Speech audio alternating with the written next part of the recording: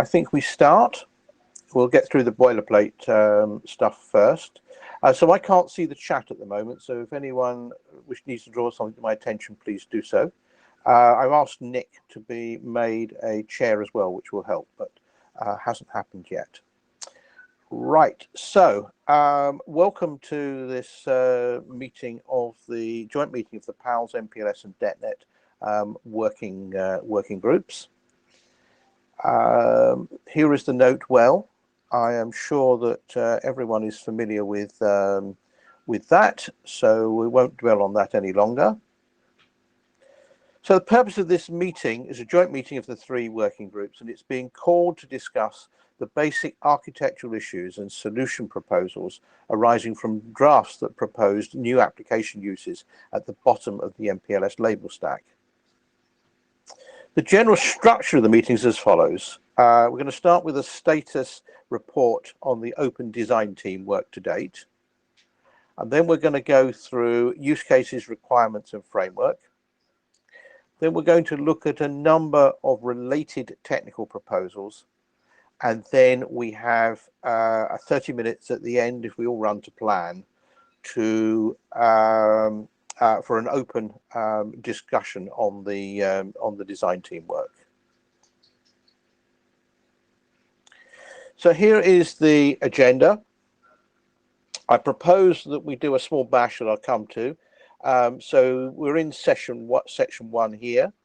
Lower is going to present and talk about the design team work in his report.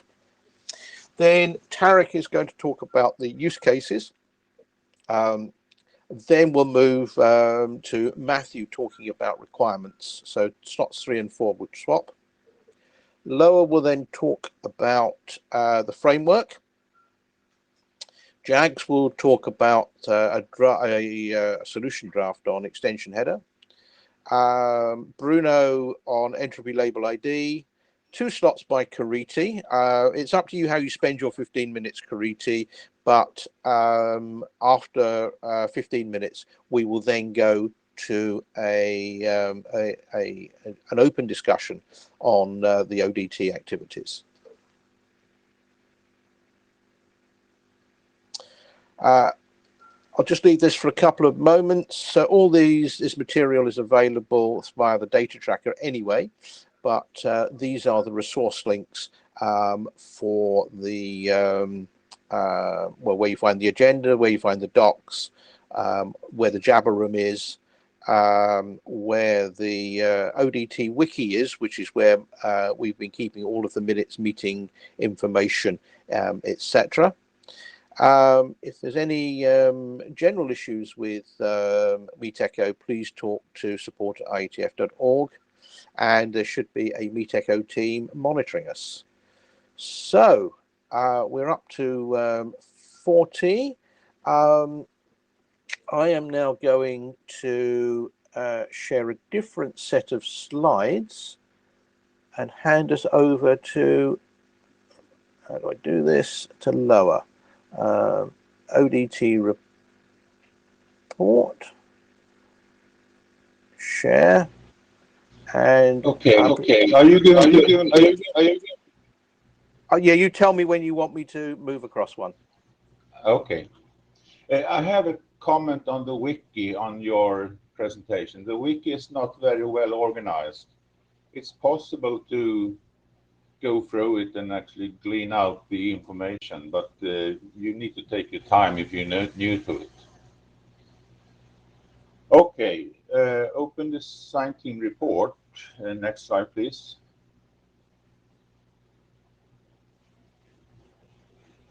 So the open design team is actually said to be an MPLS open design team, but it's actually a joint activity between three working groups, DebtNet, MPLS, and PALS.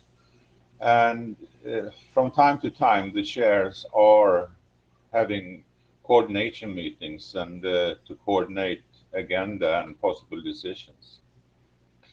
The design team meet every Thursday And it's very early in California and very late in Asia. Actually, just now, since I'm in Asia, I end the meeting well into Friday. The participation is about 20 participants each week. It might be peaks depending on what topic is discussed. And there are about 20 documents that the design team are discussing. Next. And I'm using the term documents a little bit freely there because some of the discussions are on things that are in the wiki. Next slide, please.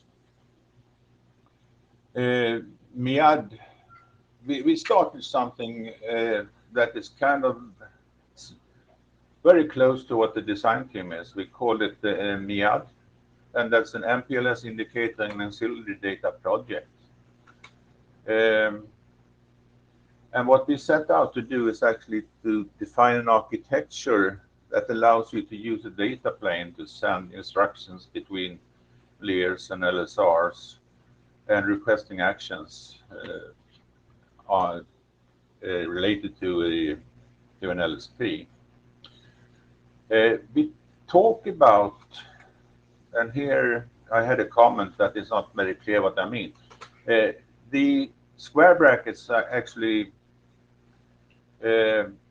are alternatives. So we talk about forwarding actions, and that's in Kiretis document. We talk about network action, and then it's in John Drake's text in the wiki, and we talk about MIAD actions as a alternative name, and then there are suggestions that we just talk about actions and don't design them more than that. And we would actually like to prefer to pick one of those before progressing documents too far. Preferably before or just after making the working of documents. We also talk about auxiliary data, and auxiliary data is data that is used to perform the actions requested, and it's also sent in the packet. Next slide, please. We have at least two types of documents. One type of document are what I call guiding, and this is not an IETF term, this is my term. And in that group, I count requirements, framework, and use cases. And then they have documents that I say are specifying, and that is mostly the solutions document. Next slide, please.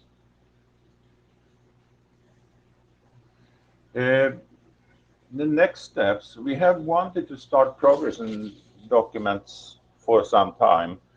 Firstly, by adopting them as working group documents. What stopped us so far is that some of the documents, at least in my mind, are not compatible, so we can't move both of them. We would prefer to lead with the guiding documents, but we also like to move the solutions document as soon after as we can. The procedures are the standard IETF MPLS procedures. They may be called on. There will be consensus call on all three working groups, but actually discussion will take place on the MPLS list. We're still discussing the process a little bit, whether we can start progressing, for example, a solutions document before all things are sorted out. The next bullet is possibly being overridden. The end-to-end discussion is we don't have the consensus among the chairs to actually do the poll, so it's on hold. The indicator name will probably be solved in the framework and requirements drafts. And then if we want to use a new or a special purpose label, or if we want to have a new one, that is, if we want to use an old one, that is still under discussion. Next slide, please.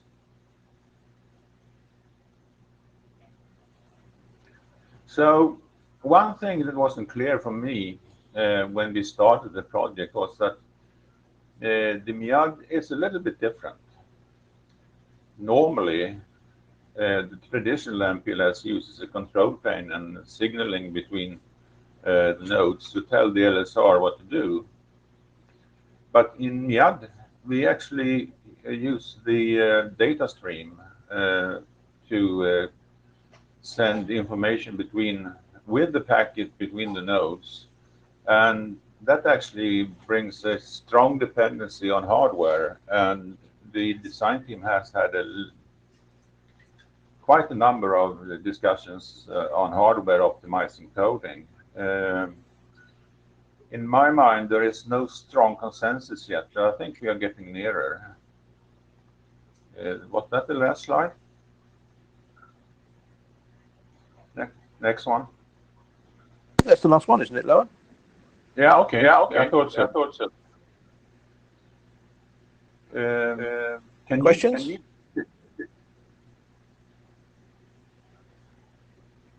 Sorry, say again, Loa? I would prefer that you mute yourself, because you get an echo.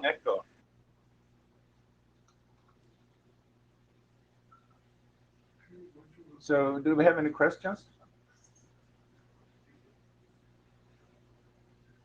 Okay, guess not. I mute myself now, and then you can go on. Thank you, Loa. So it's Tarek next. I'll stop these. And requirements, use cases. Hello. Okay, over to you, Tarek. Okay. Can you hear me? Just a confirmation that you can hear me. Hello. Yes, I can hear you. Okay, great. Thank you. So hello, everyone. My name is Tarek Saad, and I'm going to talk about the use cases for MPLS indicators and ancillary data.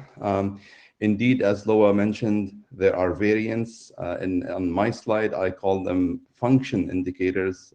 In other cases, they are action indicators, and so on. So I'm yet introducing another term to describe these indicators. So we need to take that action to align and pick up one term for the indicators description. I am presenting on behalf of the co-authors. We are part of the open design team. The objective of this document to compile the use cases for MIAD that the design team has been discussing in the weekly calls. So we have attempted to cover what has been discussed so far and what's documented on our wiki. We are welcome to add more to the document or even update what we have. Next slide, please. A bit of overview, although I had given a bit of introduction. Again, sorry, go back, please. One slide. Okay. So the MPLS function indicators and ancillary data MIAD attempts to address requirements from new MPLS applications. These require inclusion of an indicator inside the MPLS packet to allow specific functions to be invoked on the packet as the packet traverses the LSP path. Ancillary data may be included to supplement the invocation of such specific functions and actions. These ancillary data are added by the ingress LER, and they're added along with the user traffic. They may be updated by transit LSRs and LER as the packet traverses the LSP, and they're disposed of and removed by the egress LER. Next slide, please. So in terms of use cases that we have compiled, the first one talks about no further reroute. We have a reference for the document that introduced this use case. There are cases where we have fast reroute protection, and after the failure, we reroute traffic on the backup path. But then on the back, while the packets are traversing the backup path, there could be another secondary event, a failure event, and still another FRR can happen on the backup path itself, and rerouting the packets towards the original PLR. In that case, there could be a loop that could happen between the two PLRs, the first PLR and the second event PLR. There is an example in the document described where we have multi-homing and edge protection, and CEP links fail. The pair of PEs are protecting each other. So the first event, the PE would send to the other PE, and then the second event, the other PE will send back to the first PE, and we have that loop. So basically, no further reroute is an indicator inside the packet that tells any node that once carried inside the packet, tells any node acting as a PLR not to reroute again, or reroute is not allowed again if a failure is detected. This is to disallow that loop, potential loop from happening. So this is the first use case that we compiled. The second use case is about in situ OAM. This is one flavor of OAM where we carry additional data inside the user plane traffic. So such data like telemetry or operational data like timestamps and so on is carried along with the user traffic. And these ancillary data can be updated along by LSRs as the packet traverses the path. So there is a flavor of IOAM that touches the packet content hop by hop, and there is another flavor that's only edge to edge. So the requirement is to have such an IOAM function indicator carried inside the packet so that we can alert the nodes that need to process or update the IOAM ancillary data. Next slide, please. So the third use case that we touched upon is related to network slicing, and more specifically to network resource partition, which is the underlay, which is a partitioning of the underlay network. In that case, if we are partitioning the underlay network and assigning resources to different partitions, there is a need to identify the packets belonging to one network resource partition and then apply the per hop behavior or the specific profile treatment on that packet. So there is a requirement to carry a resource selector function indicator, I called it, or a flow aggregate selector in other documents, so that the LSRs are able to invoke the per hop behavior. So this is the third use case. The fourth use case is related to time-sensitive networking. We have compiled this use case, and we admit that we haven't given it much investigation yet. We need to engage that .NET working group on their interest in covering this use case in more detail. But here it is. The packet, the MPLS packet, can carry a timestamp or a time budget that enable routers to make queuing decisions when the packet is traversing an LSP. So for example, they could prioritize sending out the packet if the time budget is shorter. As packet are forwarded along the path, we have a timestamp or a budget associated with every hop, for example. So the requirement is for the packet to be marked with a time function indicator, and as well carry additional ancillary data, which is the timestamp that allow LSRs to use such a timestamp to prioritize and schedule the packet. This is related to the fourth use case we compiled. I believe this is the last one, but let me double check. Is there a next slide? There is. Okay, sorry. The fifth use case that we have compiled was related to network programming.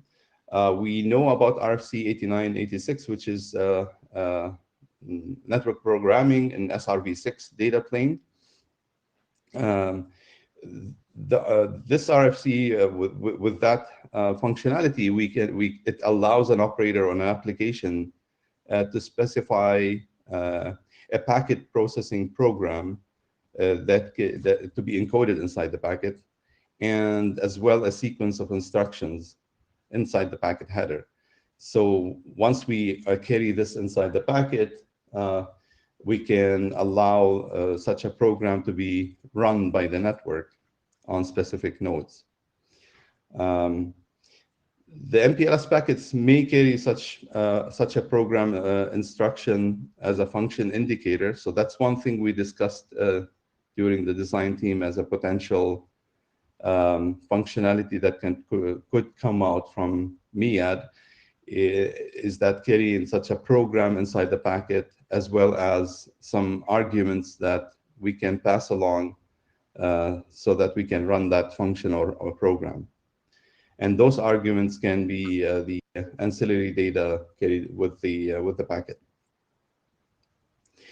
And the last use case that we compiled in this report was related to service function chaining. There is an RFC in MPLS that modeled service function chaining header by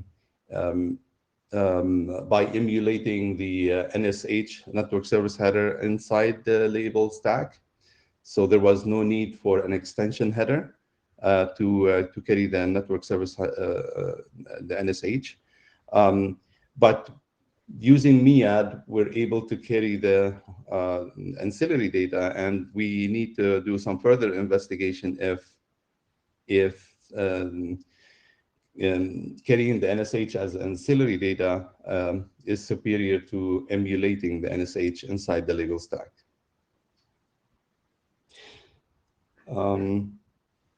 These were the use cases that we have compiled. In terms of next steps, some of the documented use cases were driven by application requirements that we know about.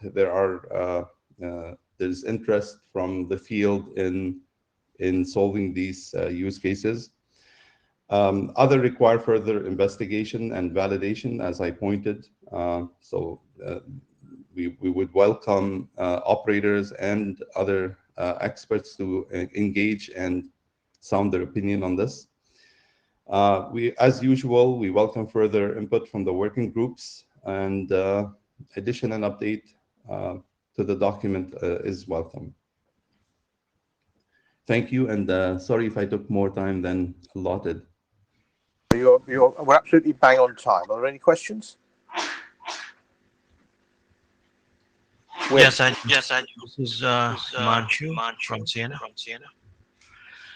So what does the PALS stands for? And why is this MEAD work getting done in PALS and not in MPLS? Okay. I think your question is to the chair. All right, so it's actually being done jointly in the three working groups, and the reason that PALS has an interest is that PALS it was the first, and then DetNet was the second system that carried data below the bottom of stack in order to process the packets. So in part, this is to make sure that we don't trip over any of the historic work, and that those systems continue to work properly. As to why this is tagged a PALS meeting, it is entirely sort of procedural and administrative, because we couldn't do it all in one slot, and so we requested a second slot to deal with this particular thing. MPLS will follow in doing its normal work. Wim, I think you're next. Ja, bij Hendricks, Nokia.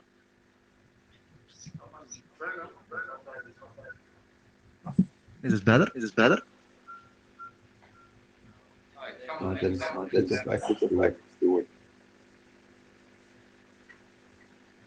Maybe can people mute if we speak? Yeah, Is it better now? Hello, can you Yes. hear this one?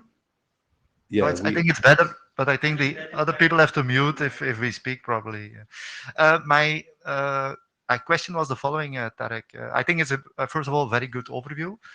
My point was a bit on the number 5 of the use cases. If you do 5, would you not cover all the others? Because five is the So 5 is network programming. In my view, it's a bit of the overarching thing that you can do. So if you do 5, if you do 5, let's say, well, then you probably have covered the other ones as well. So good point, Wim, and let me try to answer that. So indeed, as I mentioned, some of the application requirements, some of the requirements were driven by use cases brought forward from the field, and the number 5 was an aspiration. As you say, if we model number 5, we can model any function or any program to be invoked on the packet. The question is, it's under investigation. This is what I put in between brackets, and it's an aspiration. The question to the working group is this of interest to the working group and to the operators? Is this solving specific problems to them that we want to bring about this type of use case? But it's a valid point that you're raising. And my point is, if you look at 5, I mean, it's maybe a good reflection on the other use case, because if you do, let's say, have a general, in my view, 5 is a bit of a general structure to be able to do multiple things, right? At least that's the theory. And if you could see that you can model the other use cases by doing 5, that would then we have a generic mechanism to do multiple use cases potentially. I don't know whether it's possible or not, but that's how I personally see it. So MIAD is indeed generic. MIAD is not, and we're not designing specific solutions for specific application. The design team has, put itself to design a generic way to solve this problem. So indeed, if we can use this generic solution for number 5, then it'll be more comprehensive.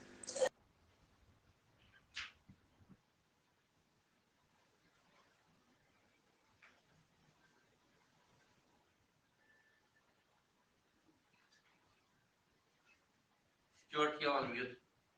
Sorry. We got some time at the end. I'd like to continue this discussion, which seems to be of an overarching sort of type, at the end, please. So we can move on with the base information we need to start the discussion. So next is Matthew. Sure. Thank you. Can you hear me? Echoes.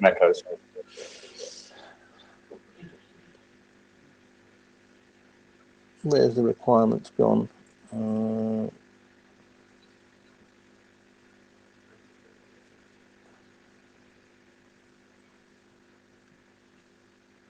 There we go. Thank you. So this presentation is about the MIAD requirements draft. that Stuart and I have been editing, but it's very much an output of the open design team. We had a lot of review and discussion of the points in the requirements draft during the open DT meetings. Next slide, please. So this document captures the key requirements for both the ancillary data and the indicators in the MPLS label stack that support. I've written network actions there, but as was indicated, as Laura indicated earlier on, there's some discussion around the exact terminology here that use that ancillary data. As mentioned, it's a product of the MPLS open design team. So the requirements we've got in there were largely derived from looking at the proposals for additions to the MPLS label stack. So looking at some of the solutions that proposed, looking at the use cases to allow decisions about those actions based on application data. And that application data, so that's the ancillary data, can exist within or below the label stack. And the actions can be performed by intermediate or transit LSRs or terminating LSRs for the LSP. I should make clear that the requirements are on the protocol design work, not on what implementations have to support, as I think is generally the case for the requirements documents in these projects in the IETF. Next slide, please.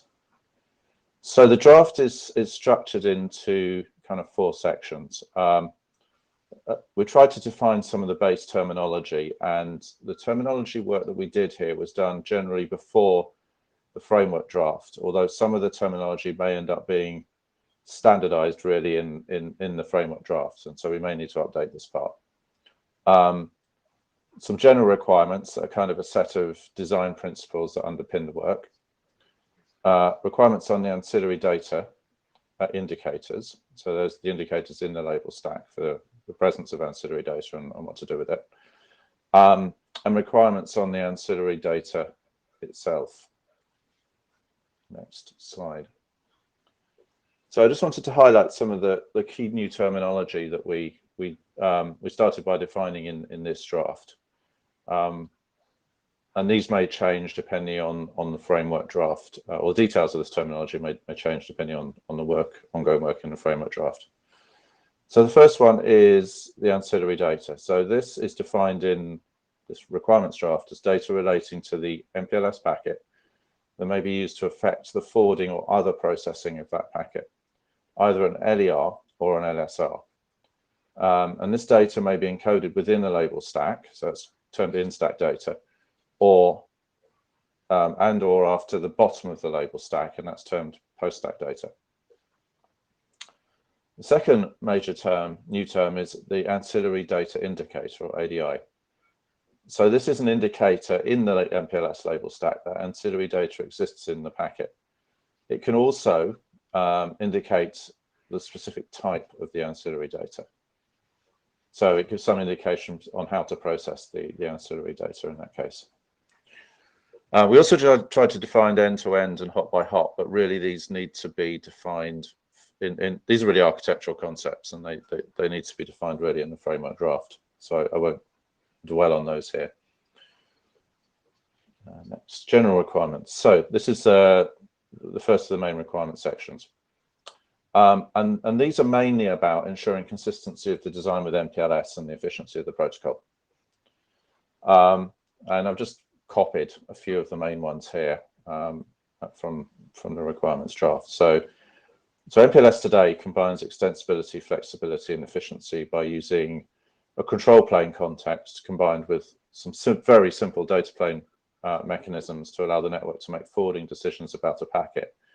And we're not trying to change or break or be inconsistent with any of these properties. So any solution must maintain these kind of properties of MPLS in general.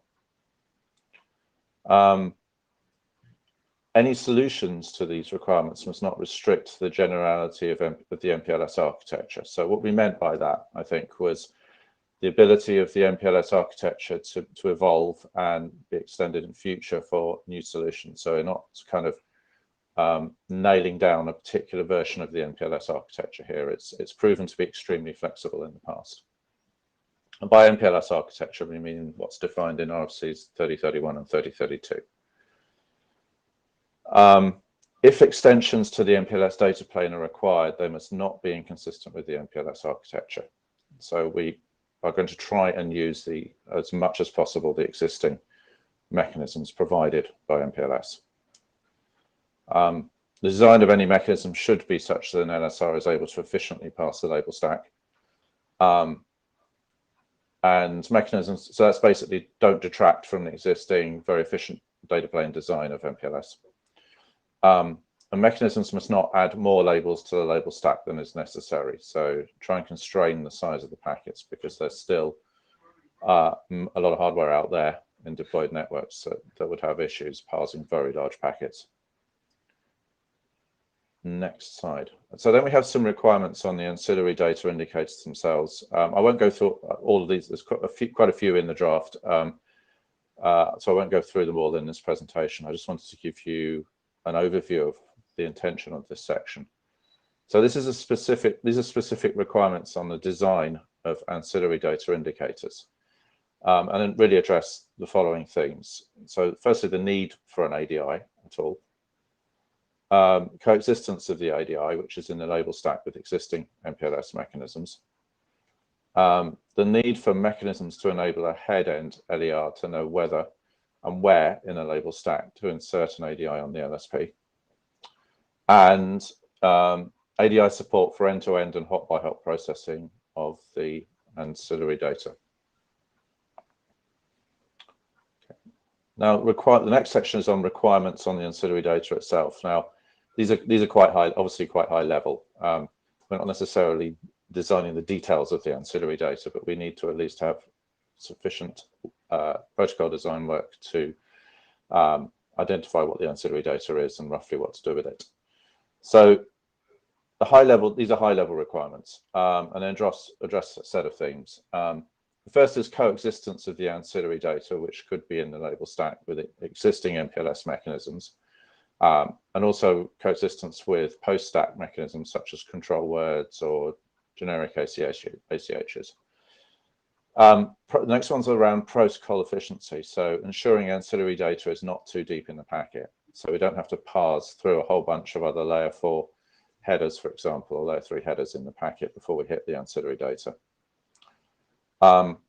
Whether processing impacts the immediate forwarding operation or if misordering is allowed. So we had a lot of discussion in the design team on fast path versus slow path processing and what this really means. And I know that there's other working groups in the IETF that are kind of grappling with this at the moment. I've been in a few meetings this week.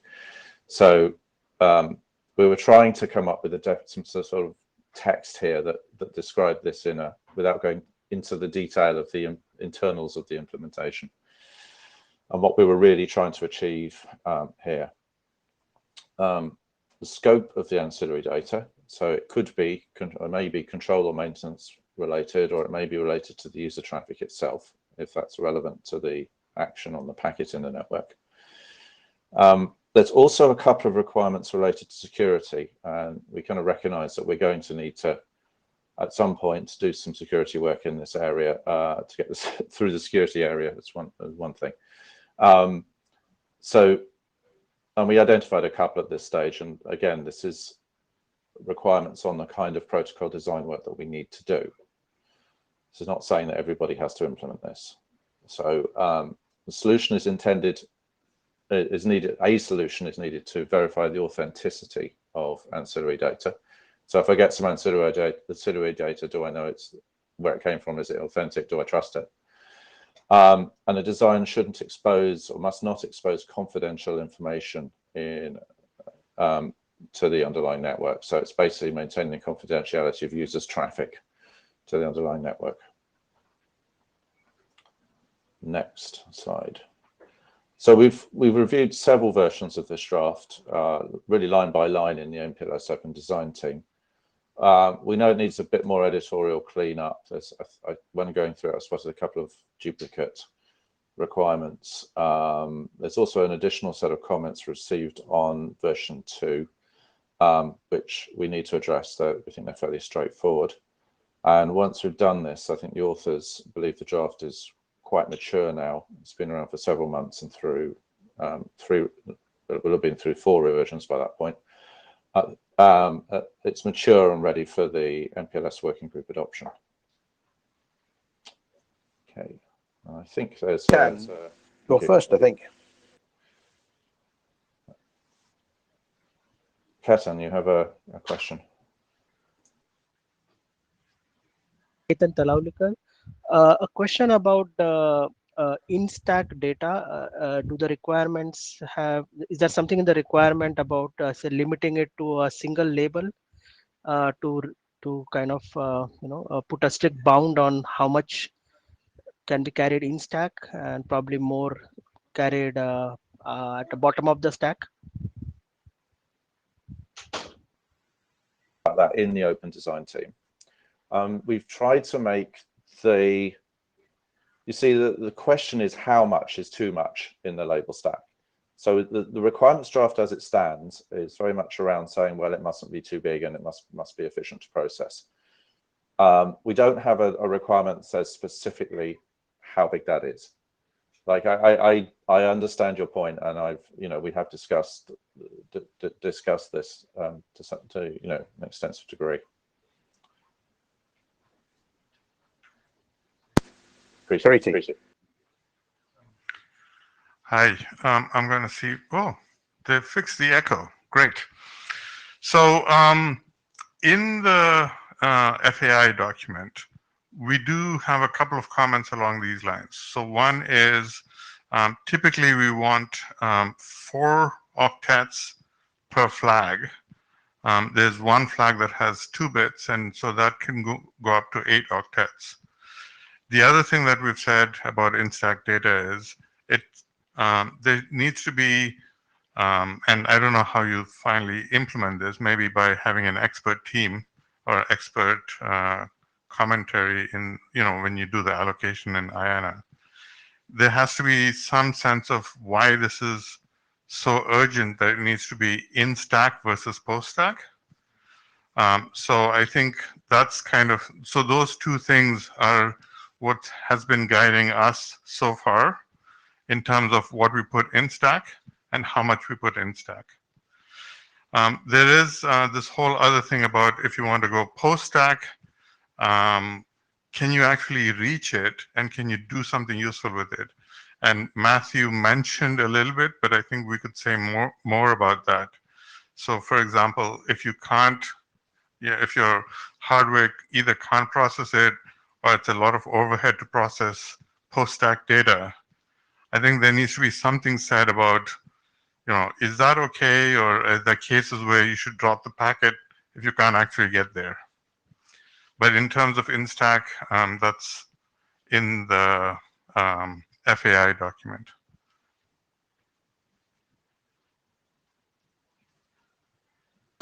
We could generalize this and add a requirement that around or along the lines of what you were mentioning, Kriti, in that sense that we could say we could provide basically some justification has to be made in a solution for putting it in stack versus post stack. But why do you need it in stack? Because that has potential, if it's especially if it's large, could have a significant impact on the processing.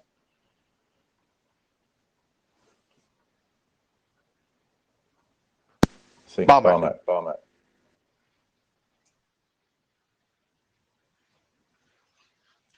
Hello. So same concern for label stack because there are some chipset like Broadcom widely used by some vendors. Only 3 label stack are supported, and I just wonder, is it possible to reuse some kind of like label bits or TTL or something else for MIAT, or it should be added somewhere, as you said, at the bottom or in a stack?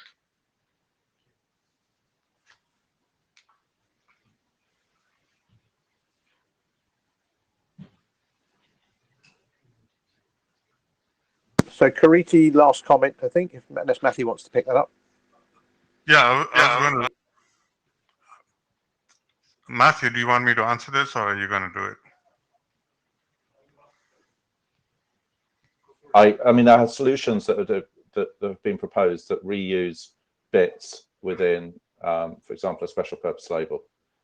And there's solutions that have been proposed that have an extra additional flags field which follows a special purpose label. So there's both solutions kind of on the table at the moment in the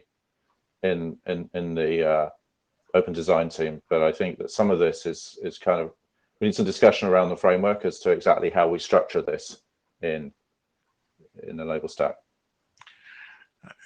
Agreed, but I think if you pop up a level, we're also looking at solutions that say, if I'm going past a node that can't process this, then how can we avoid going there, as opposed to seeing what we can do with a Broadcom chip that can only process 3 labels. So I think there's multiple ways of skinning this cat. Indeed, there are requirements in the requirements draft about being able to, whether or not you be able to know that a downstream node can process at that depth. Yeah, and exactly. compressors to ADI and could process that ancillary data. Jeff Tensura, a couple of points here to try to make successful. Number one, this functionality should be clearly explained to consumers with technology. All of us who built routers, we know we would receive a RFQ from a customer saying, I want you to support 5 labels. I need 2 labels for basic functionality, FRR, carrier over carrier, right? So same type of explanation needs to be provided to people who are going to use this technology. Otherwise, it's absolutely unclear what you need in stack, out of stack, how do you signal it. Number 2, thanks to segment routing, we've built some machinery in IGPs and BGPLS to provide this information. There are different types of MSD to provide what support in terms of label imposition. There are other extensions to IGP that provides what support in terms of depth of lookup. Please define this or ask an IGP to do this work already, so it can be signaled to either centralized entity or head end to be clear not to impose data that cannot be read, or to impose data that cannot be read somewhere in the past and misroute the packet.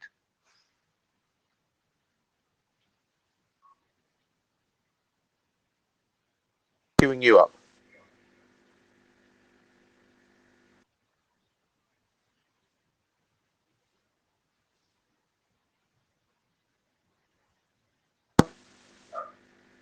You're on next.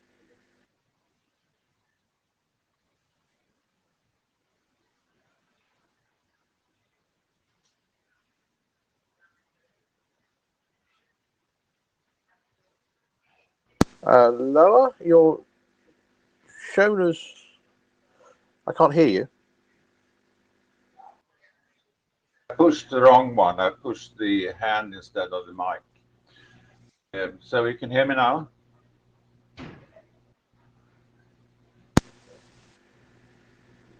Can you hear me now? Yes, we hear you. Oh, okay, great. And please do unmute, otherwise I have an echo. So I would like to start to saying that I produced both my slide decks very close to the deadline that Andy and David set up. I got the first one in reasonable time, at least a couple of hours before the deadline. This one was not before the deadline, and I got a new deadline from David. But it actually means that it's my report. It's no one else actually thought the slides before they were posted. So if there are objections or want to make changes, you can chime in. So next slide, please. So a little bit talk about framework and architecture document. In my mind, and I've know that there are different opinions. A framework is a document that pretty much focus on how an entity interworks with its environment. An architecture is a document that focuses on how the entity works internally. Sometimes we put all this in the same document and then we talk about architectural frameworks. You can say that that is the best of two worlds in the same document. Next slide, please. So we, Matthew Stewart and I put this document together, and when we posted versions 01, we got mostly positive comments, and I was a little bit surprised. It should be noted that all three of us are very busy, and we had very little time to actually work on the framework. We managed to make it, but when we sat down after actually posting it, we knew that there were a lot of work to be done. And what I say is that in that situation, we actually got a Christmas present. Next slide. We had other people that actually had been working along the same lines, especially John, Tony, and Adrian had been thinking around the same issues or issues that has a rather big overlap. So they sent us a lot of useful text that could be incorporated in the document. On a very high level, we are mostly in agreement. There are differences in how we want to name things and how actually what we call things. We haven't had an example of actually what do we call the indicators.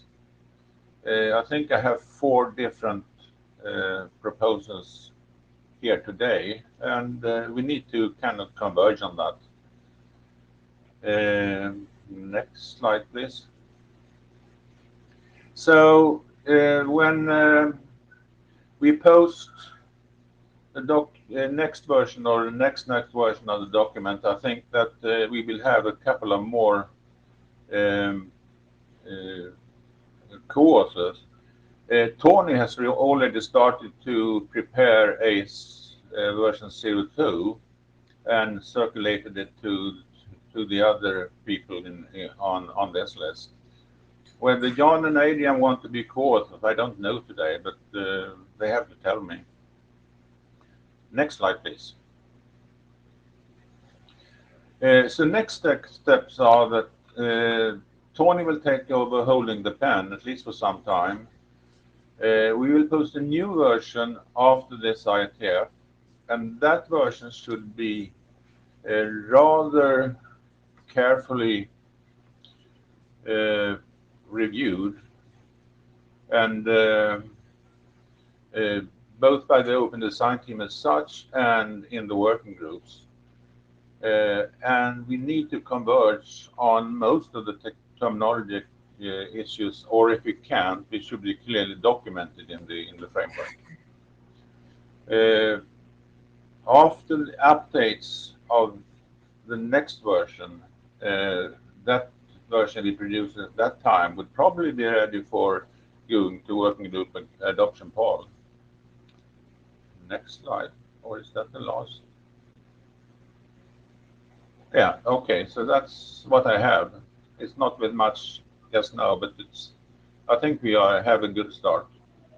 And we clearly welcome Tony, Adrian, and John participate as part of the author team.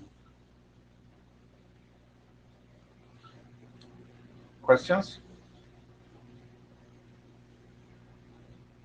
Nope. Okay, thank you.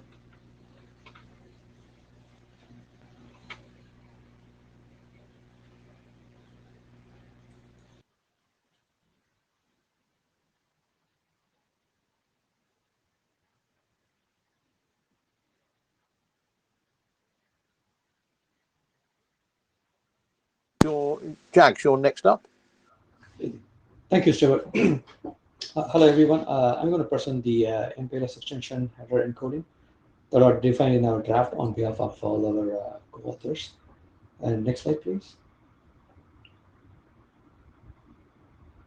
So we have described the abbreviation which we have used in the presentation as well as in the draft in this slide. Next slide, please.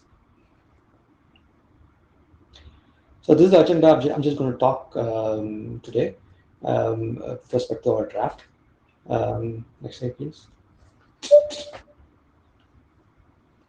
So there are many new applications are coming up with new requirements to carry an additional information in the MPLS packet to influence the MPLS packet forwarding or for the OIM purposes. This requires MPLS packet to carry more SPL or ESPL per application, and this will increase the MPLS stack depth size drastically. To solve this problem, we need a generic framework to build the MPLS extension header encoding format that would carry multiple forwarding instructions in the MPLS label stack or after the bottom of MPLS label stack. Our draft mainly complies with the MIAD requirements, which has been described before. So the main objective of this draft is MPLS packet should be able to carry two types of forwarding instructions. One is flag-based instruction that does not need any auxiliary data. Another one is the forwarding instruction that needs auxiliary data. The second one is MPLS packet to carry additional data after the bottom of stack. And third one is any combination of instack and MPLS bottom of stack forwarding instructions could coexist in the same MPLS packet. And the fourth one is the new solution which we are going to propose is a backward compatibility. Next slide, please. Before diving into the solution, I want to let you know that we have done an extensive hardware analysis to come up with a implementable, ASIC-friendly, and futuristic solution. The MPLS extension header mainly consists of two parts. One is the MPLS extension header indicator. So this indicates the presence of MPLS extension in the packet. Next one is the MPLS extension header format, the format in which the MPLS extension could be carried in the MPLS packet. Next slide, please. Let us see the different options of MPLS extension header indicator. So option one is to extend the existing EL by repurposing the EL's TC and TTL field to indicate the presence of the MPLS extension header. Option two is to assign a new special purpose label to indicate the presence of the MPLS extension header. And option three is to use user configured label to indicate the presence of the MPLS extension header. Each option has its own advantages and disadvantages. We could choose the options based on our discussion on the IETF working group. So here in this data structure, so if you see there are important fields there. The first field is the instack data length field. So this is actually a 3-bit length field. This indicates the instack MPLS extension in the order of 4 bytes. Some of the parser would require the length of the instack MPLS extension for the easy parsing. The next one is the instack MPLS extension header presence indicator. This is a bit field that indicates the presence of the instack extension header. And next one is the bottom of the stack MPLS extension header presence indicator. A bit field indicates the presence of the BOSS MPLS extension header.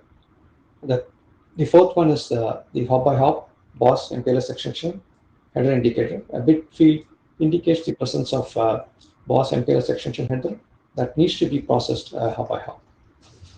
Next slide, please. So this is the instack extension header and its data encoding format. So here we see the main part is the instack MPLS extension header. So this contains the bit flag, the IPI flag, which we have described before, to indicate the presence of instack MPLS extension header. And apart from that, we have the instack data length. This indicates the instack MPLS extension length in the order of 4 bytes. The next one is the instack MPLS extension format. This contains the opcode, so instack forwarding instruction opcode. This is of 8-bit value that defines the forwarding instruction that need to be executed when it receives the packet. And next one is instack data. So this is the auxiliary data which is required to execute the forwarding instruction. So we use the 2 bits to control this instack data processing. So one is the D bit, which is shown in the diagram. So that is this is the data stacking bit. In the case of instack forwarding instruction, requires more than 20 bits of auxiliary data. Then this bit is used to extend and carry more bits of auxiliary data. If this is bit is set, then this will be the end of the auxiliary data for the specific forwarding instruction. The next bit we can use it here is the E bit, which is shown in the diagram, is the end-to-end bit. So this indicates whether this forwarding instruction has to be processed hop by hop or end-to-end. If it is hop by hop, then this will be set to 0. So the R is a reserved one, which we are not currently using. So we're coming to the instack forwarding instruction opcode assignment. The value 1, we have reserved it to carry the flag-based forwarding instruction. In some cases, the application does not need any forwarding, does not need any auxiliary data. So in those cases, they could assign a bit by the IANA, and they could use this opcode and then carry those kind of informations. And then value 2 is optionally used to identify the byte offset of the boss data location. So this makes it more flexible to encode the bottom of the stack MPLS extension data anywhere after the bottom of the stack. And value 3 to 254 must be assigned by IANA upon the application request. So value 255 is used to extend the opcode range beyond the opcode value 255. This is for extending our design in the future. Next slide, please. This is the bottom of the stack MPLS extension header encoding format. So this contains the boss MPLS extension indicator. So this contains the this has the boss extension header presence indicator field. This must be set to indicate the presence of the boss MPLS extension header after the bottom of the stack. And next bit which is used for this purpose is the hop by hop boss extension header indicator. This field is to indicate the presence of boss extension header that requires hop by hop processing. So this makes it easier for the parser to dig into to move and examine the data which is present after the bottom of the stack on all the hops. Next one is the boss data format. Here we are defining a generic framework so that we could carry multiple forwarding instruction with respect to the boss forwarding instruction. So the first nibble is a fixed 0010 nibble. This is used to avoid aliasing with any existing IPv4, v6, etc. data packets. And next nibble is reserved. And next octet is the boss forwarding instruction opcode. So this value will be assigned by IANA based on the application request. The next octet indicates the length of the boss auxiliary data in the order of 4 bytes. This boss auxiliary data could have its own TLV and sub-TLVs.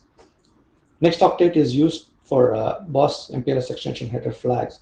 Currently, 2 flags has been assigned. One flag is the next header presence flag.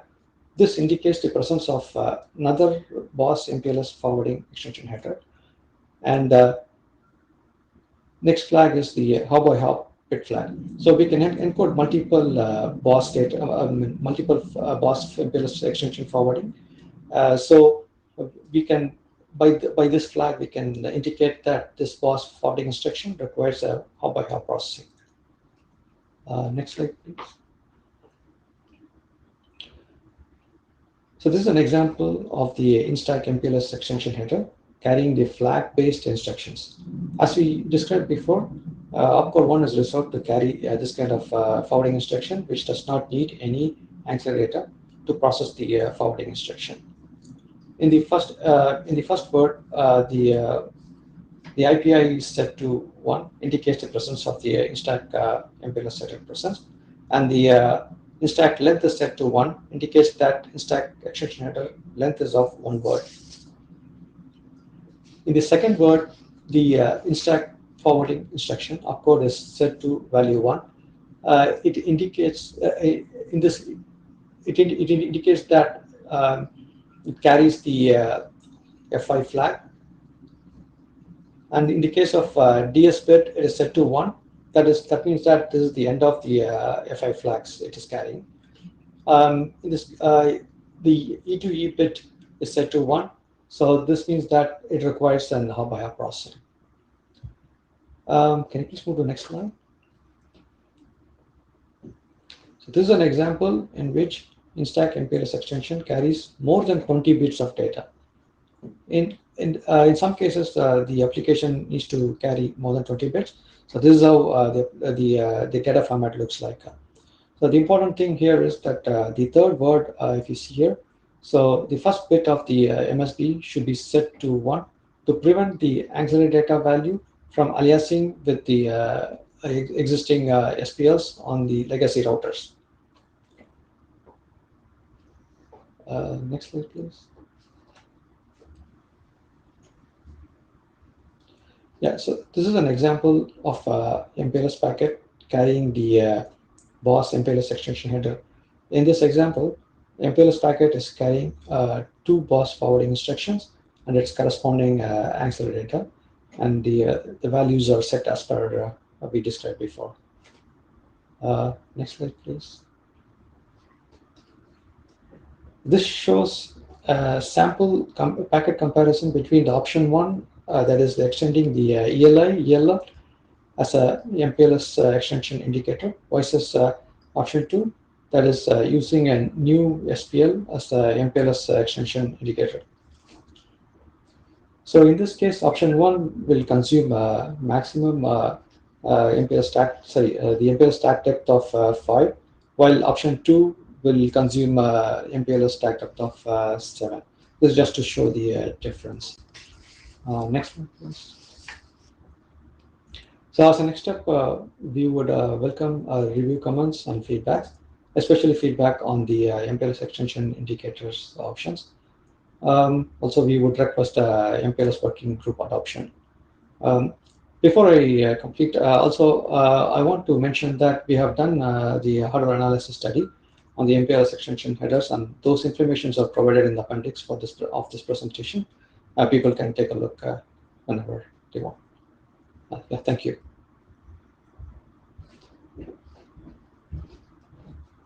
There are some other slides beyond this that I'm seeing on my screen. Those are the appendix actually. Okay. That is the hardware analysis we have done. Okay, all right. So if you don't want to talk to that, then we'll go to the questions. Is that how you want to proceed? Okay, so Tarek is first. Tarek Saad with Juniper. My question is on slide 7, please. If you don't mind going back to slide 7.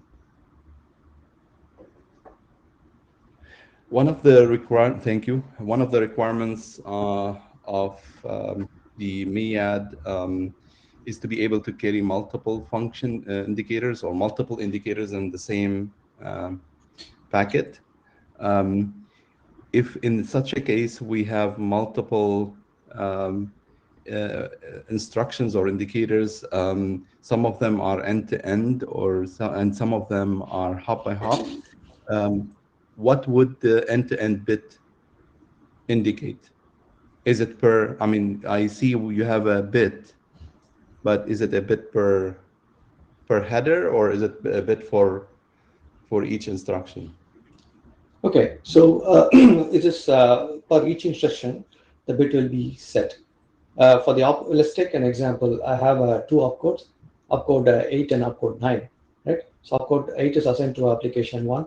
If that opcode 8 needs to be processed hop by hop, then the E bit will be set to 0.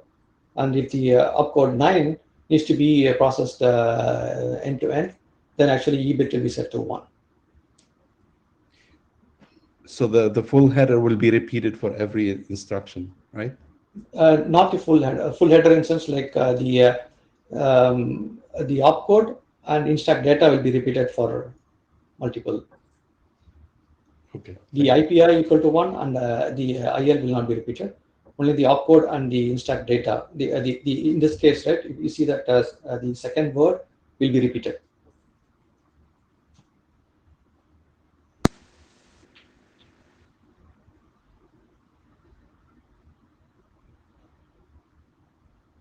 There's too much lag in the system. Greg? Can you go to the next slide? Yes. Okay. In case when their entropy label indicator is the top of the stack, and the node does not support this new interpretation of entropy label indicator. So their node will pop up the entropy label indicator and the next label element, exposing their data. So I guess that will really cause the packet to be dropped. Yes. Greg, actually, in our draft section number 10, we said that we need signaling for the compatibility for the LER routers to support this MPLS extension header. So that will take care of, make sure that the router which is going to pop is aware of this extension header. So basically you require that all nodes in your domain support new entropy label indicator interpretation. That's right. The LER router should know about that. So you're saying that it simplifies their deployment because you reuse the entropy label indicator for MEAD, but then you say that all nodes needs to be updated. Then, not all nodes. What's the difference comparing this approach with assigning a new special purpose label to indicate MEAD? Yeah, first of all, we give it 3 options, right? And then we will see the advantages of all the 3 options. One of the options is whatever you're seeing here, the entropy, the using entropy label. Other option is the using the new SPL label. So the advantage of entropy label is that it is going to carry the entropy, which is needed for most of the cases. And also the label stack comparison, which I showed you, is going to be less. And so these are the things, we think will be helpful if you carry entropy, if you reuse the entropy label. So this is one of the options, that is it.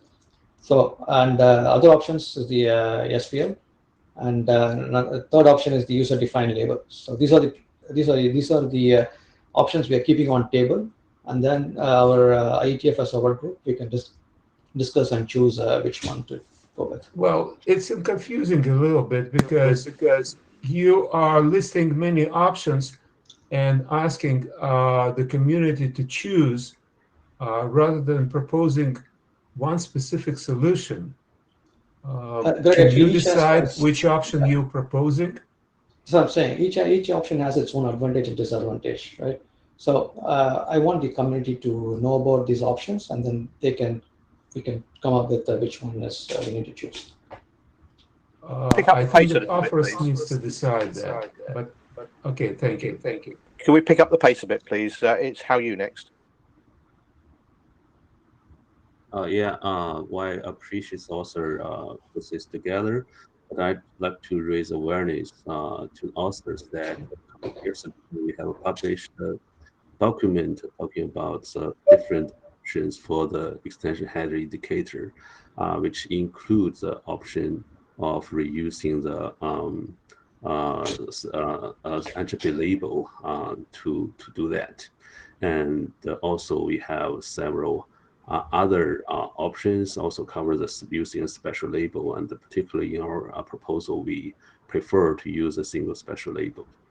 And also we have another document talking about the format of the post-stack data, how to encode the extension headers. I think this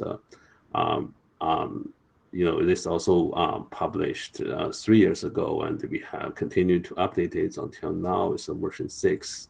So I think the author here is propose some kind of new encoding method, and should to at least to mention that document, and maybe make some comparisons why the author want to propose a different format, and what's the difference, and what's the benefit, what pros and cons, like something like that. Sure. I will. G.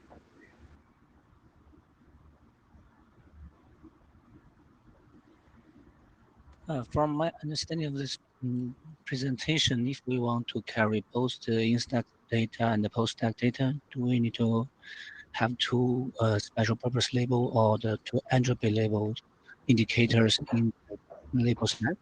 No, it's only one. That's the reason. No, like we have the bits, right? So the BPI bits, the HPI and IPI. So these are the bits we'll be using it. So only one indicator is enough. But in that case, the in-stack data will be put after the entropy label, and it is at the bottom of the stack. That's right. Yeah, so we have given an example in our draft, where it carries both in-stack and bottom of the stack data. Okay, so that's in case like the MSD issue, you need to have another in-stack data block, which is not at the bottom stack, right? I didn't understand your question. Yeah, to solve the limitation of the label stack gaps on some transit nodes, you need to carry another special purpose label or the entropy label indicator, which can be read by the transit nodes. In that case, we will need two special purpose labels in the label stack entry, one for the in-stack data, another one for the post-stack data. No need actually, like I said, right? So the bits are going to explain, whether it has. It's just the indicator, it's a bit indicator saying that I have some data after the bottom of the stack. That's it. But the bottom of the stack label does not have to be the. It can be any label before the bottom stack block. Yeah, it could be any label. Yeah. Okay, maybe I'm not sure this can maybe misread by some legacy nodes, because the first only using the first nibble to parse the existence of the bottom stack. Okay, so as I told you, right? So we have an option where we can say that the opcode 2 we set, right? So optionally, we can have the offset of the bottom of the stack MPLS header location 2. So if you're going to encode more information, can we either discuss in the open discussion at the end, or take it to the listeners? Okay. Thank you. Yeah, sure. So it's now Bruno, I believe. Yes, thank you. Bruno de Crane from Orange speaking. Hopefully you can hear me. So the proposal is a proposal to carry indicators in the existing entropy label. Next slide, please. So a recap on the existing entropy label. It is defined in RFC 6790. It is used for load balancing. And it uses a stack of two labels.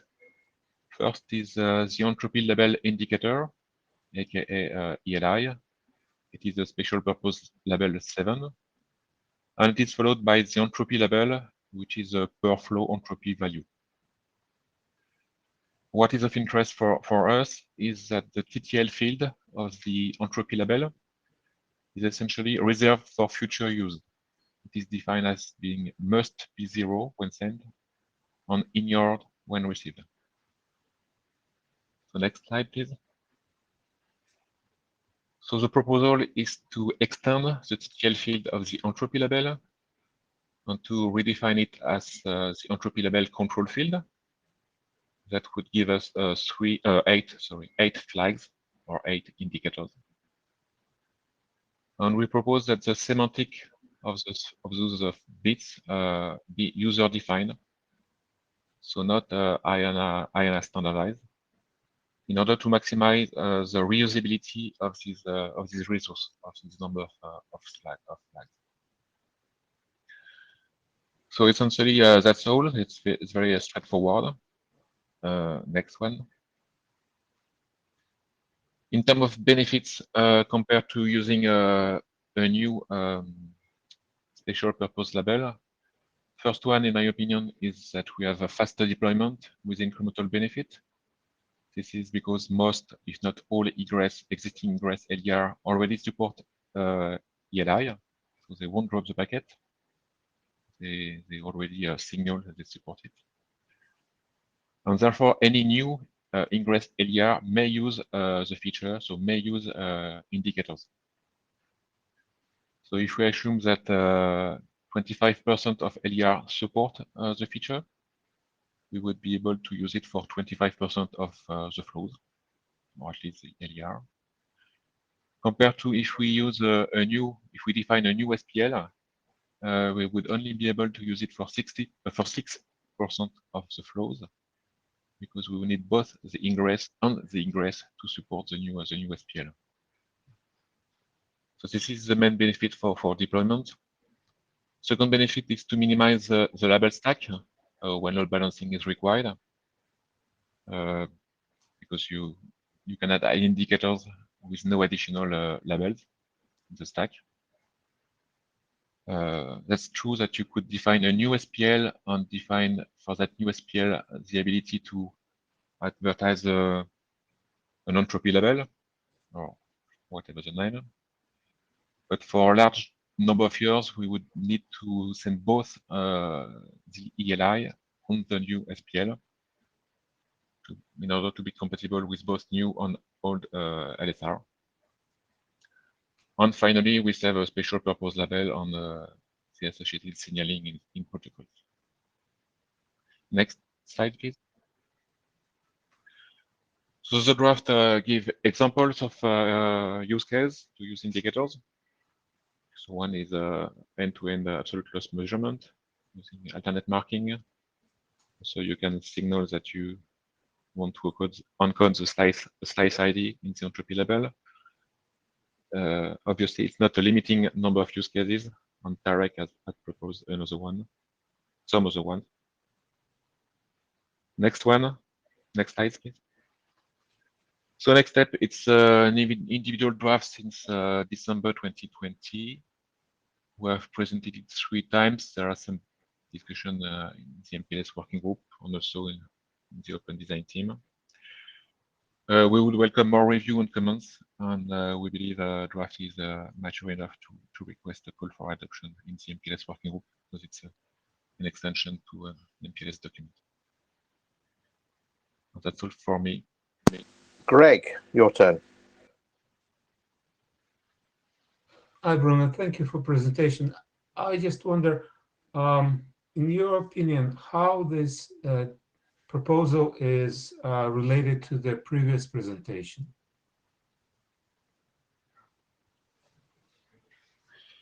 It can be used independently. The main goal is to advertise indicators in the packet, in the stack.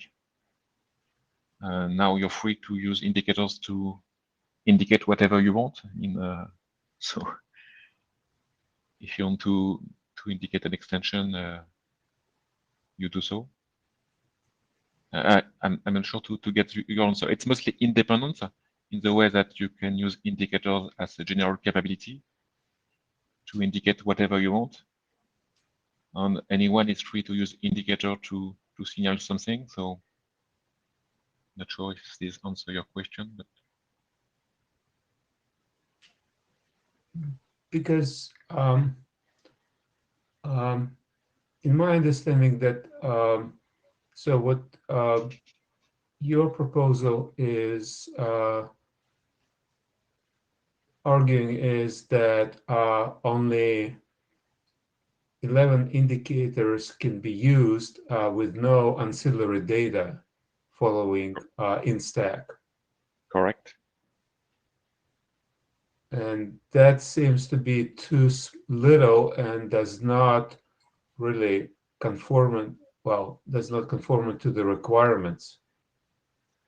So the proposal can use a set of indicators while being fully compatible with entropy label.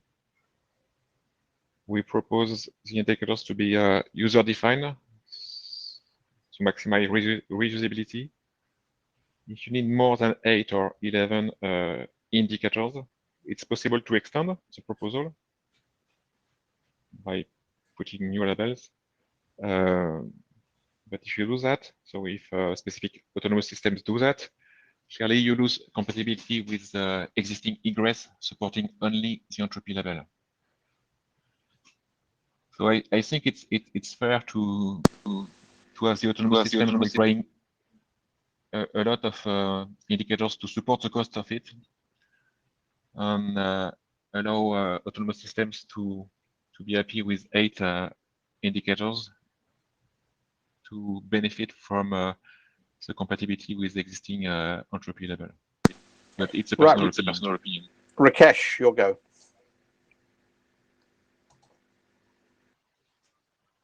Hi. So thanks, Bruno, for the presentation. I think I just had one comment is that I think Bruno draft is independent and it can progress as a working group document, while the JAX draft is more about the ASIC or hardware-friendly encoding, and it can have we showed that different encode the indicators. And ELI bit can be one of the indicator options. So it's this draft, the Bruno draft, is independent and it can progress. I think another advantage that should be listed is the backwards compatibility on the existing legacy nodes for the Bruno draft. So that's also a very strong advantage for this to proceed. Thanks. Thank you, Rakesh. Very short question. Greg mentioned some requirements. Do we really foresee that we need more than 8 values here? I mean, outside of boiling the ocean. Is it the question for me? Or I can't answer for the working group. It's either for you or for Greg. So, I mean, 8 seems like a reasonable number given the we preserve backwards compatibility. Do we really see breaking point where we need to look forward saying 8 is not enough, so we need to do something else? I agree with you, Jeff. I think 8 is enough, at least to start with indicators. If we really need more than 8 for a given autonomous system, we can extend, but I agree with you that we could start with 8. Thank you.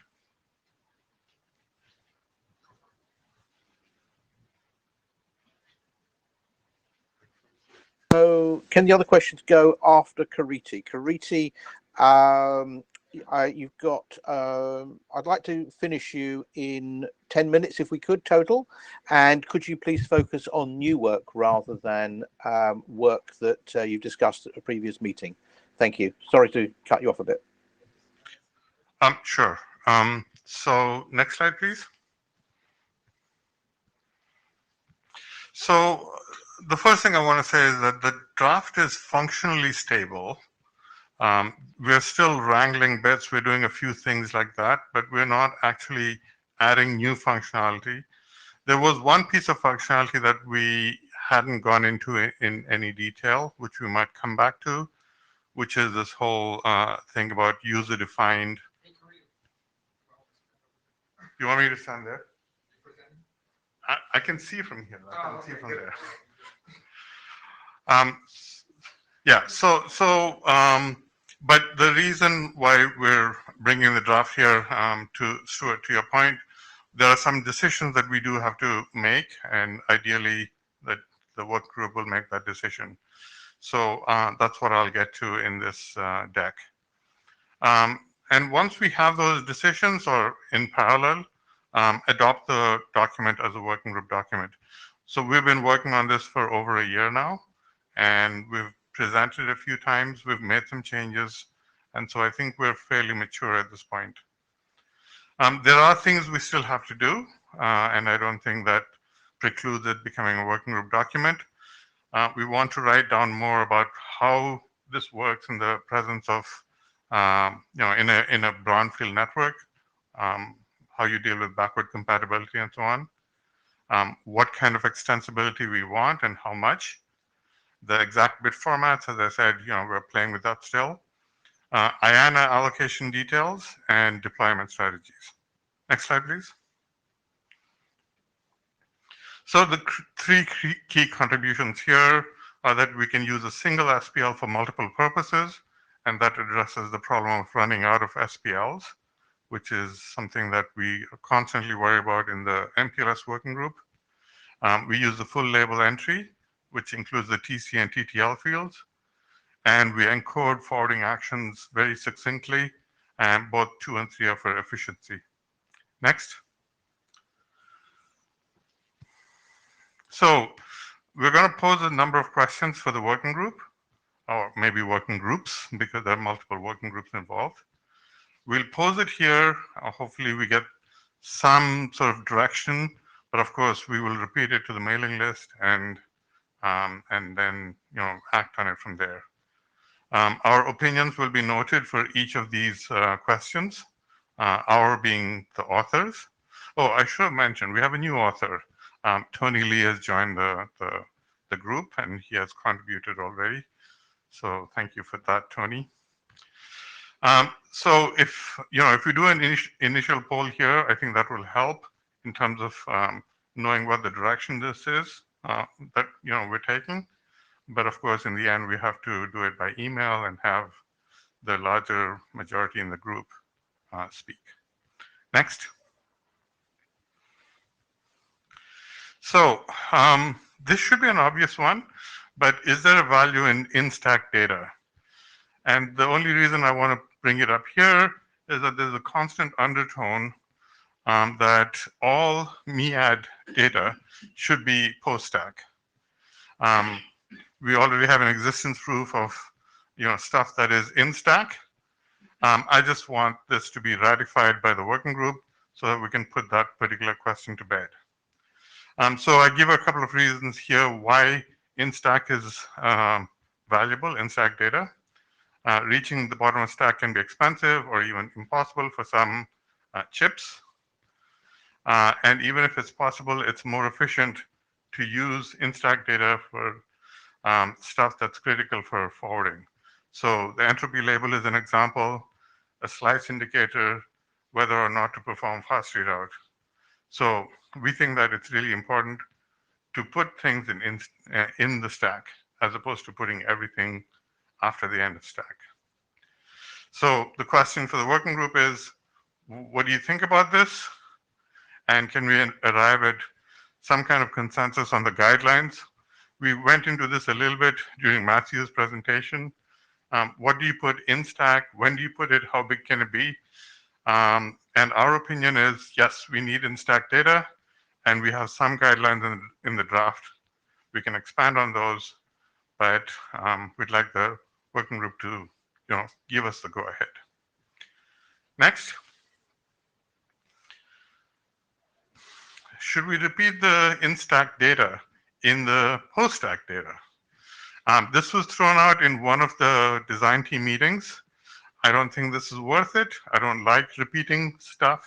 There's always the chance that you don't get it right, you don't encode it correctly, and then if there's a conflict, which one do you take?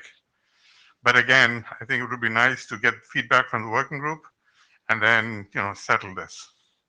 Next. We think that this approach is very efficient and very extensible. An action is essentially encoded in a single bit, and the position of the bit number, says what the action is. And the value can be 0 or 1. 0 means don't do it. There is no associated data ever. And 1 means do it, do whatever the action is. And whether there's associated data or not and how big it is something that needs to be put in the IANA registry. So typically, it's either 0 or 4 octets of associated data.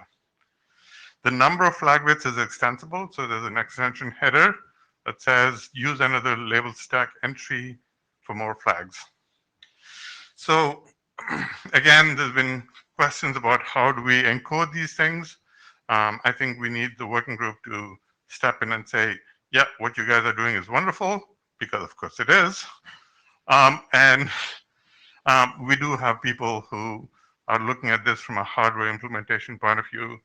And we have a co-author, Israel from Broadcom, and we have internal people who write ASICs and microboard and stuff, and they're pretty happy with it. But again, we'd like the working group or working groups to say, yes, go ahead with this approach. Next. The one exception to this flags being 1 bit is there's a 2-bit flag for the combination of entropy label and GIS. And there's a summary of how this works in the top right. Question, I guess, is, what this gives you is a much more flexibility in how many bits you have for entropy and how many you have for slice ID. But is this too clever? And this is, I think, a question for people who want to implement this. So the question to the working group is it useful to have this flexibility? And if it is, it is beholden on us to investigate the complexity of the hardware that supports this. But there is a value that, in many cases, you only use 1 LSE instead of 2. If you did 1 bit per action, then you'd always have 2 LSEs. And you'd always have very big entropy and very big GIS. And maybe that's not the best way of doing things. Next. And I guess this is the last one. Can the special purpose label reach the top of stack? Until now, we've been saying, because we're reusing the TC and TTL bits, we don't want it to reach the top of stack. But if we have the right signaling that says, I can deal with it if the FAA, SPL, or whatever you want to call it, reaches the top of stack, then I think we have more flexibility.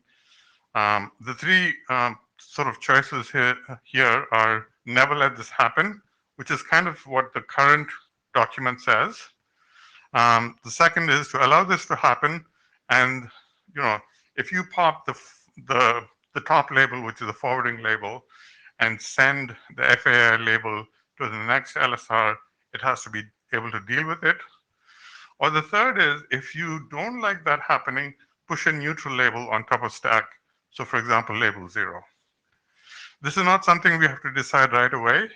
There is some flexibility involved. There's also some potential for bad things to happen. So that's something I think the working group should think through. Next. So as I said, we're doing some arm wrestling around some of these bits. Continuation bits is what we currently have. We have a request to put an explicit length. It makes it much easier to know exactly how much to pop. The bit positions we might want to play with in terms of put all the things that have no associated data first, or put all the things that are really important first, or stuff like that. Again, semantically, it won't change anything, but it might make it easy for the hardware. We don't have a detailed IANA section. We need that, especially in the IANA section. You have to do things like say, what's the length of the data associated with this, and does the data come in stack or post stack. And then there's a bunch of procedures we have to write down. And I think that would be good, so that this is deployable. And we look through some of the scenarios that could happen if you start using this. So again, we'd like to get the working group feedback on the questions which were in slides 5 through 9. And yeah, working group adoption. I don't think the working group adoption is contingent on any of this happening. This document, as I said, is pretty stable, but whatever the working groups decide. Questions? Preeti, I don't think there's time to do mass replies to these today, and I suppose with foresight we would have set up an electronic survey. Maybe we should ask the chairs to set up an electronic survey to get some consolidated information for your questions. Yeah, I mean, the other thing is we could just send email to the list, one per question, and so either way. A million answers to text answers. So Rakesh, you're first, then Darren, and then we're going to go to Preeti's second slot. Thanks, Kirti.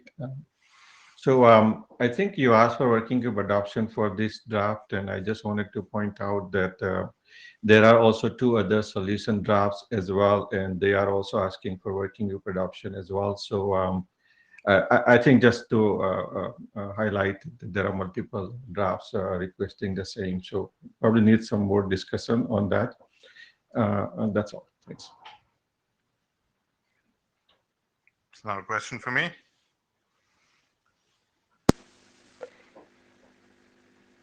Next. Hopefully my. Yeah, it is working. Yeah, so I just had a comment, and maybe this will go to the email list. Stuart, well, you can tell me. But anyway, the item number 3, you had a set of bits indicating the functionality, and that seems good until there's some ancillary data associated with those bits. And I understand that it would be implementable in hardware, but what the hardware has to do then is go from a bit presence to some data that may appear later, to another bit being present, some data that may appear after that, and it needs to bounce around in order to accomplish that. I have a concern with that encoding. Maybe, I don't know if we have time today to discuss it or if we'll go to the list, but that's my main comment. So as I said, we have people who are looking at this from an implementation point of view. And there's an algorithm in the document about how to process this.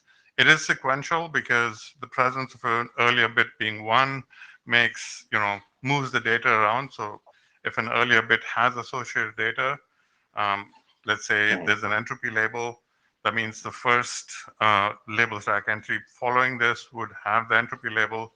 If that bit happens to be 0, the first label stack entry would be some other thing. So we are well aware of that. As I said, so far the implementation seems to be straightforward. But yes, we are taking that into account. Can you now fly?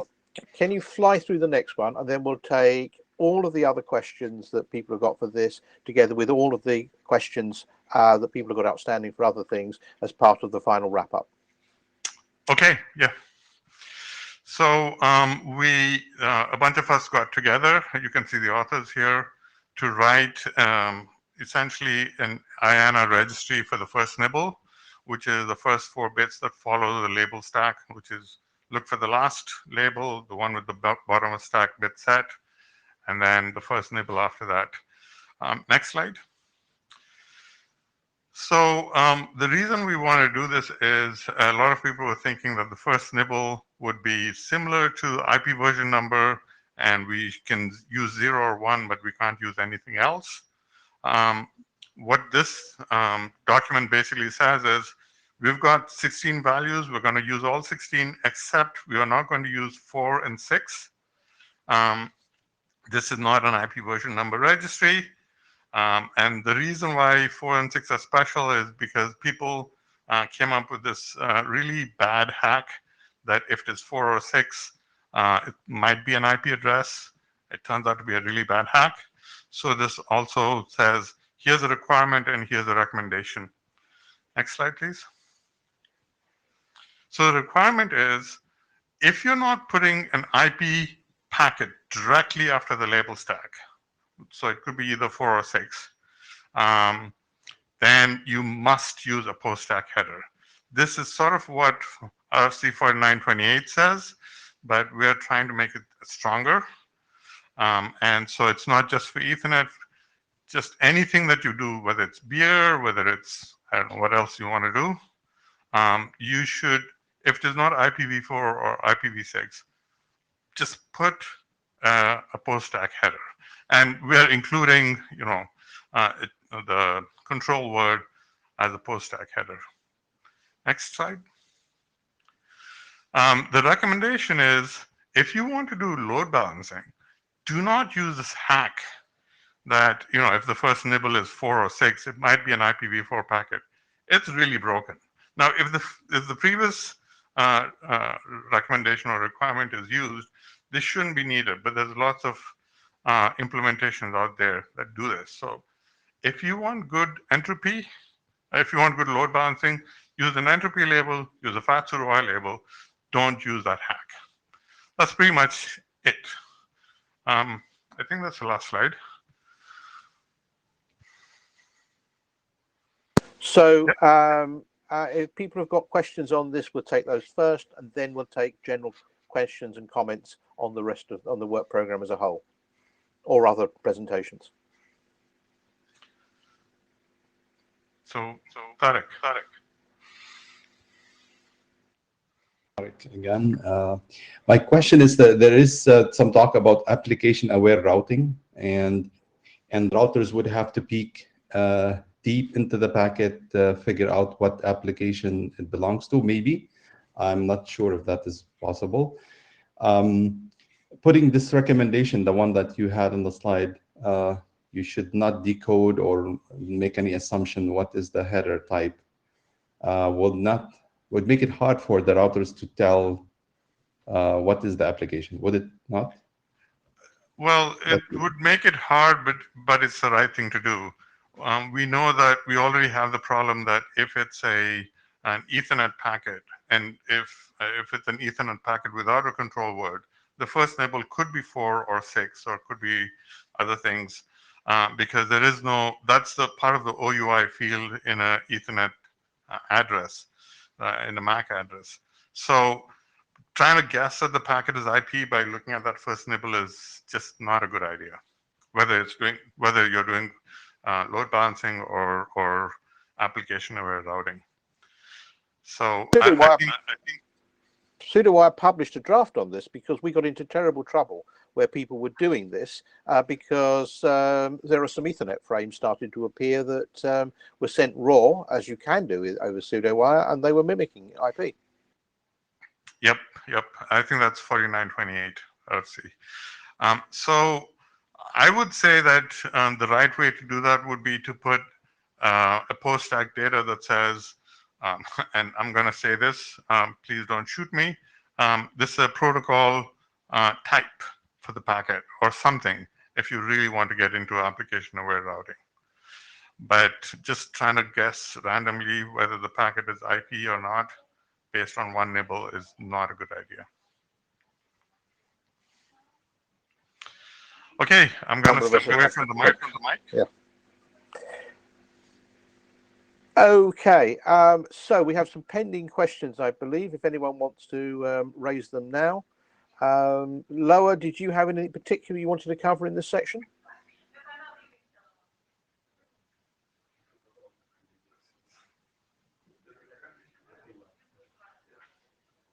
What I wanted to discuss has actually been in the meeting. I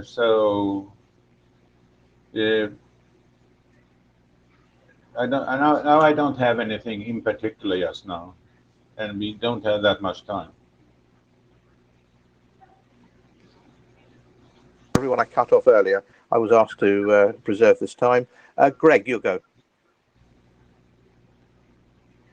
That I read all the proposals and I support the working group adoption poll for their proposal that Kiredi presented. Thank you.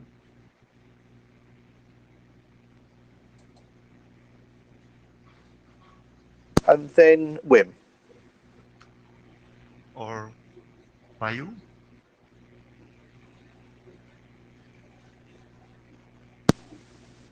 Then Wim. Yeah, Wim Hendricks, Nokia. I think it's important to look at this backward compatibility thing.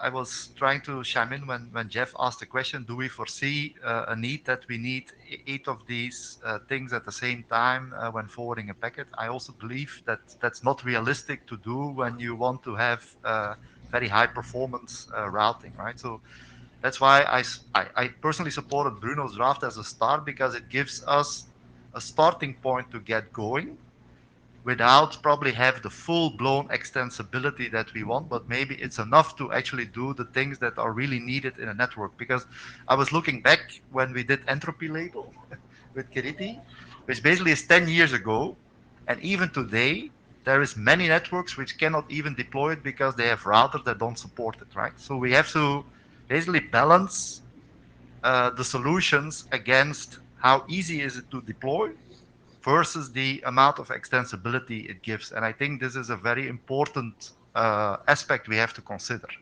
because if you look to what happened with IPv6 and IPv4, it's incompatible, right? And we actually still struggle daily with this problem. And I think it's a very important aspect we have to take into account when considering the solution that we are going to adopt.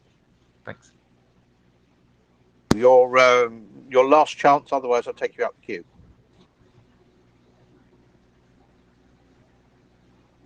Hello. Yeah, so why there might be some reasons to support in-stack data, here I want to raise some concerns about actually using in-stack data.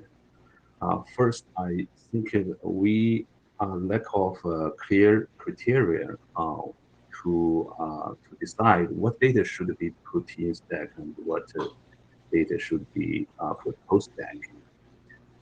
And also, there's evidence that, as Darren just mentioned, if we use bitmap to indicate the in-stack data, and also include the in-stack data in some labels, that will complicate the parser a lot.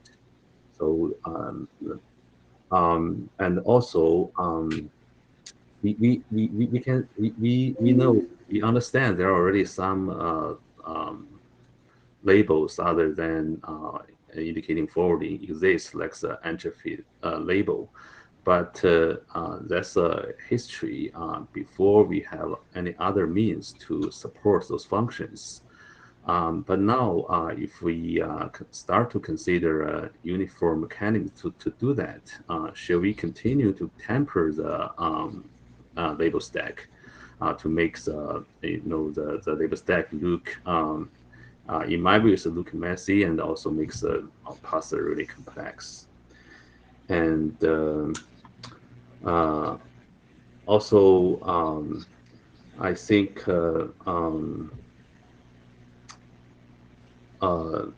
okay, so first let's just say this these issues. I think we should have a clear understanding of that and the detailed analysis to decide whether or not we want to go this path. Yes, Kariti, I think. Yes, thank you. I just want to respond to Vim, and I think there have been some other comments along these lines before that 8 is plenty, and that's what we said about special purpose labels. So 16 is plenty. We defined, I think at the time 30, 31 came out, we defined 3 or 4 of them. Right now we have in flight 5 or 6 requests for special purpose labels before we started this work on the FAI forwarding actions indicator. So anytime you put a limit on things, you don't want to go overboard. You don't want so much processing in the packet that you can't actually forward things anymore. At the same time, I think we have to plan for extensibility. So the FAI proposal has in the first LSE potentially up to 11 bits that you can use for function or action indicators, but we might take away some of those. It has a second LSE that can have up to 30 bits. I think we need that. We defined extended special purpose labels, and we have a few that have been allocated.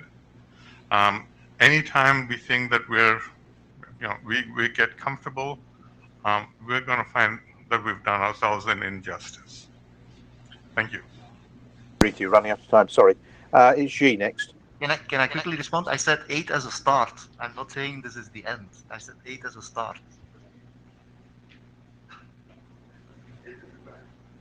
Yeah, I think in the requirements, you hear me?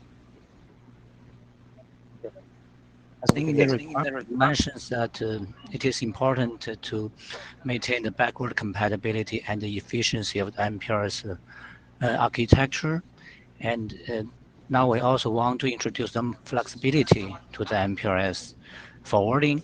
So I think based on some analysis and discussion in the design team, we have shown that it is maybe very challenging if we want to make further changes to the label format and to the processing of the label pop or label swap. So this is really something we need to consider. We need to be very careful about any changes to the label stack. And I think how you mentioned that there's some analysis about the forwarding efficiency and the performance. I think this is also useful if for every proposal we can have some hardware analysis provided so that we can prove that it can be introduced with a backward compatibility and efficiency. Okay, thanks. My comments are very close to Wim's, right? I'm looking from deployability perspective. Looking at my network, I'm running, depending where you look, 3 to 4 generations of different hardware. Software is practically, it takes years to deploy. Forget about hardware.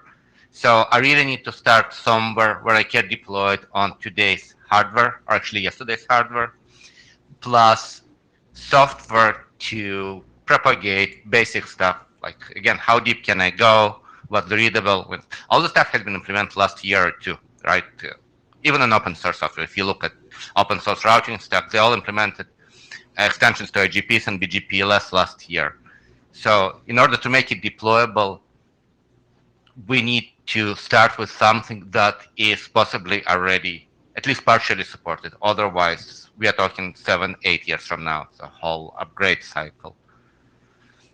I mean, we are IETF, we are doing running code, and we are trying to do something that's implementable, right? So this is where we should start. Briefest possible comment, please, Darren, because we're running into overtime. Yeah, the really brief comment, and I'll bring it up on the list as well, is I think with Kirti, with your draft, I think we have a problem when we go to bottom of stack data and additional control words exist after the bottom of stack. I'm interested to see how we solve that problem. So I'll bring it up online. Thanks. Safar, same, please be brief.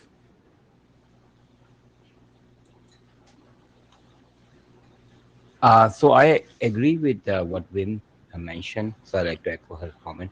I think Bruno's draft provides a very good start for the working group. Working group should start it for this work. 8-bit support it provides good enough for the initial use cases, and then the draft also does not require any extensions. Meaning extension is backward compatible. So it's in my opinion very good start. The other point is that before working group adopt any solution, there has to be more discussion on the framework stuff that Lua and team started, and some other consideration within the working group, and this is something for a long run, and we should not rush into one particular solution at the moment. We need a little bit more better baseline to start the work in the right direction for the long term. Please. Jeffrey from Juniper.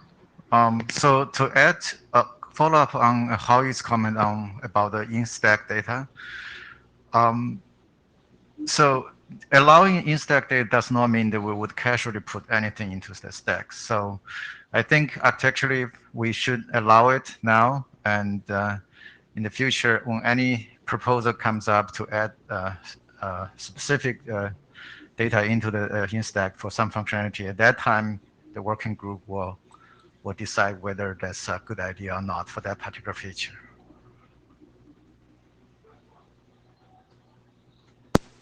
So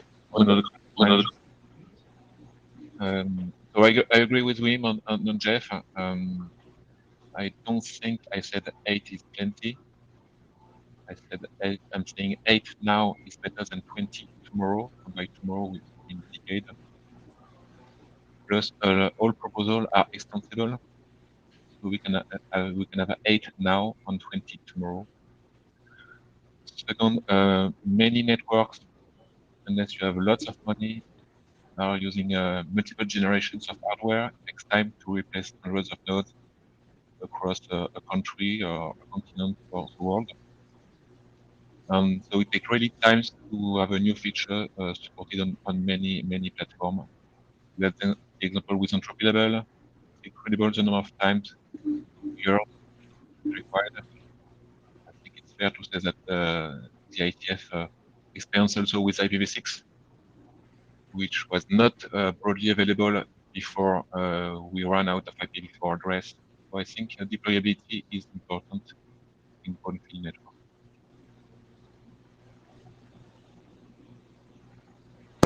Tien Ran?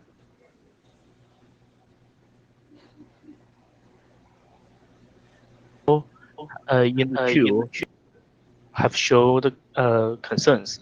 I share the same. From the solution point of view, there's no consensus. I do not think the working group should adopt several solutions with the same feature. And from the implementation point of view, there are several analyses on the hardware in the DT. You cannot convince most of people and cannot show any advantage and benefit. I don't think this is a good idea. Very brief comment.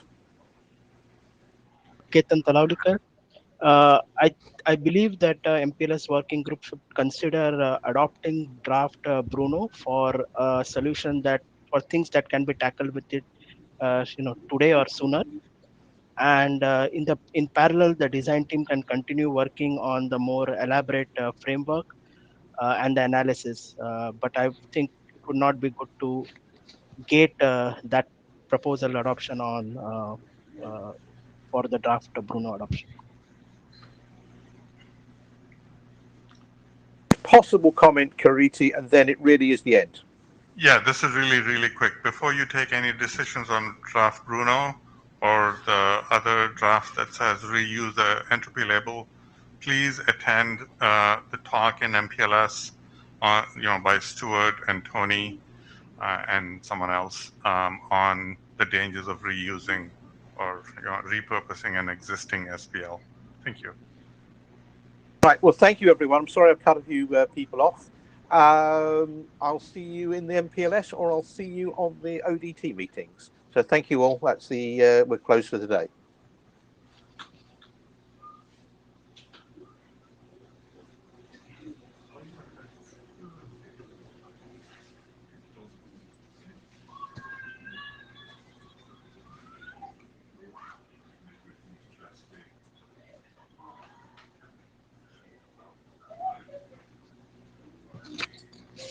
Go close this for me, or do I need to do something?